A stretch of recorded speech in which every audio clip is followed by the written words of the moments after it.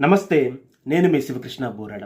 నేటి తరం పిల్లలకి ఖచ్చితంగా తెలియజేసినటువంటి మహాత్ముని జీవితం చంద్రశేఖర్ ఆజాద్ గారిది. నిజానికి ఆయన పేరు చంద్రశేఖర్ తివారీ. ఆయన నేను స్వతంత్రుని, నేను ఎవరికి కూడా బానిసను కాదు, ఈ బ్రిటిషర్స్ ఎవరు కూడా నన్ను పరిపాలించలేరని చెప్పి తన పేరు పక్కన ఆజాద్ అని పేరు పెట్టుకున్నారు. ఆజాద్ ని తన పేరులో కలుపుకున్నారు. చంద్రశేఖర్ ఆజాద్ గారి తల్లిదండ్రులు ఈ పిల్లవాడిని చిన్నతనంలో గొప్ప సంస్కృత పండితుని చేయాలని చెప్పేసి ఎంతగానో కళ్ళకనేవారు. అయితే ఈ పిల్లవాడు తల్లిదండ్రుల కోరిక మేరకు వారణాసిలో చదువుకున్నటువంటి రోజుల్లో బ్రిటిష్ వారు చేస్తున్నటువంటి ఆగడాలను సహించలేక గాంధీ గారు సహాయ నిరాకరణ ఉద్యమాన్ని ప్రారంభించినప్పుడు ఆ ఉద్యమ స్ఫూర్తితో ఈ పిల్లవాడు కూడా ఆ ఉద్యమంలో భాగస్వామి అయ్యాడు. అలాంటి సందర్భంలో శాంతియుతంగా ఉద్యమం చేస్తున్నప్పుడు బ్రిటిషర్స్ ఈ పిల్లవాడిని తీసుకుని వెళ్ళి అరెస్ట్ చేశారు. అరెస్ట్ చేసిన తర్వాత జడ్జి గారి ముందు నిలబెట్టినప్పుడు జడ్జి గారు ఈ పిల్లవాడిని కొన్ని ప్రశ్నలు వేశారు. మొట్టమొదటి ఏంటంటే నీ పేరు ఏంటని చెప్పేసి, అప్పుడు చంద్రశేఖర్ ఆజాద్ గారు చెప్పిన సమాధానం ఏంటంటే నా పేరు ఆజాద్ అని చెప్పి సమాధానం చెప్పారు. నీ తండ్రి పేరేంటని అడిగినప్పుడు ఆయన చెప్పిన సమాధానం ఏంటంటే నా తండ్రి పేరు స్వతంత్ర స్వాధీనం అని చెప్పి సమాధానం చెప్పారు. నువ్వు ఉండే ప్రదేశం ఎక్కడని చెప్పి అడిగినప్పుడు నేను ఉండే ప్రదేశం జైలని కారాగారం అని చెప్పి సమాధానం చెప్పారు. ఆయన ఆ సమాధానం విన్నటువంటి జడ్జి గారికి విపరీతంగా కోపం వచ్చి ఈ పిల్లవాడికి 15 కొరడ దెబ్బలు కొట్టి 15 రోజులు జైల్లో పెట్టండి అని చెప్పేసి జడ్జి గారు తీర్పునిచ్చారు. ఈ పిల్లవాడు ఎంత మాత్రం కూడా భయపడలేదు. ప్రతి కొరడా దెబ్బకు కూడాను భారత్ మాతాకి జై, జై హింద్ అంటూ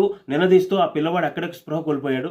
ఆ తర్వాత ఒక సంఘటన పిల్లవాడి హృదయాన్ని మరింతగా కలిచివేసింది. ఏంటంటే ఒకనొక సందర్భంలో లాలా లజపతి రాయ్ గారు శాంతియుతంగా ధర్నా చేస్తున్నప్పుడు ఆయన అత్యంత దారుణంగా బ్రిటిషర్స్ ఏంటంటే లాఠీ కర్రలతో కొట్టి చంపినప్పుడు ఆ సంఘటన చూసినటువంటి చంద్రశేఖర్ ఆజాద్ గారు ఎలా అయినా సరే బ్రిటిషర్స్ కు బుద్ధి చెప్పాలని చెప్పేసి ఈ దేశం నుంచి వీరిని తరిమి కొట్టాలని చెప్పేసి అహర్నిశలు దేశ స్వాతంత్రం కోసం పోరాటం చేయడం మొదలుపెట్టారు. అలానే ఎంతో మంది భారతీయుల స్ఫూర్తి నింపడం కోసం నిరంతరం శ్రమించినటువంటి వ్యక్తి చంద్రశేఖర్ ఆజాద్ గారు. అయితే ఒకనొక సందర్భంలో బ్రిటిషర్స్ ని ఏ విధంగా ఈ దేశం నుంచి తరిమి కొట్టాలని చెప్పి అలానే భారతదేశంలో ఉన్నటువంటి స్వతంత్ర సంప్రదాయాలు ఎవరైతే ఉన్నారో వాళ్ళు ఎవరైతే కారాగారంలో మగ్గిపోతున్నారో వాళ్ళందరినీ ఎలా విడిపించాలని చెప్పేసి వారి రక్షణ కోసం, దేశ ప్రజల కోసం ఒకనొక సందర్భంలో తన మిత్రులతో కలిసి ఆయన ఒక దగ్గర మాట్లాడుతూ ఉండగా ఈ విషయాన్ని ఒక దుర్మార్గుడు డబ్బు కోసం కక్కుర్తిపడి బ్రిటిషర్స్ కి తెలియజేయడం జరిగింది. వెంటనే బ్రిటిషర్స్ అందరూ కూడా ఆ ప్రదేశానికి వచ్చి ఆయన చుట్టుముట్టినప్పుడు ఆయన చేతిలో ఒక తుపాకీ ఉంది. ఆ తుపాకీతో వీలైనంత వరకు కూడా పోరాటం చేసి ఇప్పటికే బ్రిటిషర్స్ ఆయన్ని కాల్చడంతో తన తొడకు విపరీతంగా గాయమై రక్తం కారుతుండగా ఆయన లేవనటువంటి పరిస్థితుల్లో అక్కడ తన మిత్రులు ఎవరైతే ఉన్నారో వారందరూ కూడా తప్పించి చివరి బుల్లెట్ మిగిలి ఉండగా ఆయన ఒక మాట చెప్పారు, నేను స్వతంత్రుడిని, నేను ఎవరి చేతిలో కూడా మరణించను, నేను నా చేతిలోనే మరణిస్తాను, నన్ను చంపేటువంటి అవకాశం మీకు ఎంత మాత్రం కూడా ఇవ్వనని చెప్పేసి భారత్ మాతాకి జై అంటూ జై హింద్ అంటూ